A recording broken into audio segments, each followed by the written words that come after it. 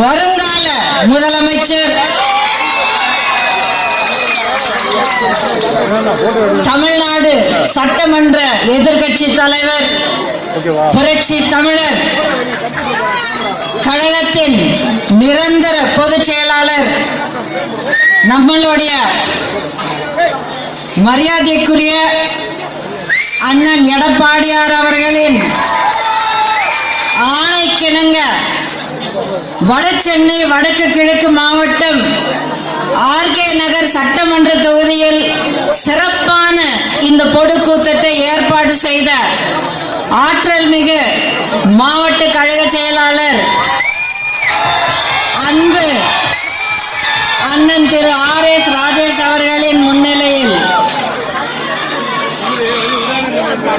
மரியாதைக்குரிய திரு S அவர்கள் நேதாஜி கணேசன் அவர்கள் சாலை அடித்து வருகின்றார்கள். அருமையன் EB மோகனன் அவர்கள் சாலை அடித்து வருகின்றார்கள்.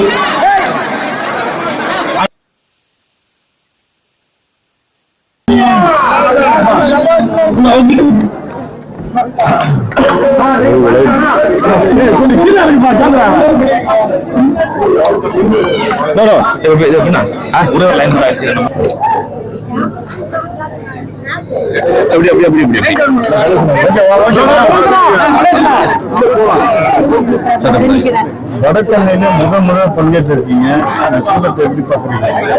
ரொம்ப சிறப்பாக இருக்கு, மனசு நிறைவா இருக்கு, ரொம்ப சந்தோஷமா இருக்கு. திமுகவுல திமுகவுல வந்து சத்யராஜ் வந்து அவங்க பொண்ணு எழுந்திருக்காரு. முதல்ல பார்த்தீங்கன்னா சத்யராஜ் வந்து இந்தியாவோட பக்தர். அவர் இன்னைக்கு வந்து அவங்களோட பொண்ணு வந்து திமுக அதை எப்படி பாக்குறாங்க? அது அவங்களுடைய தனிப்பட்ட முடிவு இல்லைங்களா? அது அவருடைய தனிப்பட்ட முடிவு, அவருடைய மகளுடைய தனிப்பட்ட முடிவு. இதுக்கு வந்து இந்த முடிவு எடுத்ததுக்கு நம்ம ஒண்ணுமே சொல்றதுக்கு இல்லை. இதுக்கப்புறம் என்னென்ன செயல்பாடுகள் இருக்குமோ அதை வச்சுதான் நம்ம ஏதாவது ஒரு டிசிஷன் வரலாம், ஒரு முடிவுக்கு வரலாம்.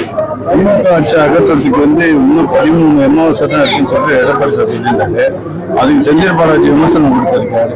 3 பௌர்ணமி ஆனாலும் முதல்வர் ஸ்டாலின் தான் தமிழக முதலமைச்சர் ஆவார்னு சொல்றாரு. அது உங்க கருத்து எப்படி இருக்கு? அண்ணன் எடப்பாடி அவர்கள் சொன்னது வந்து உண்மை.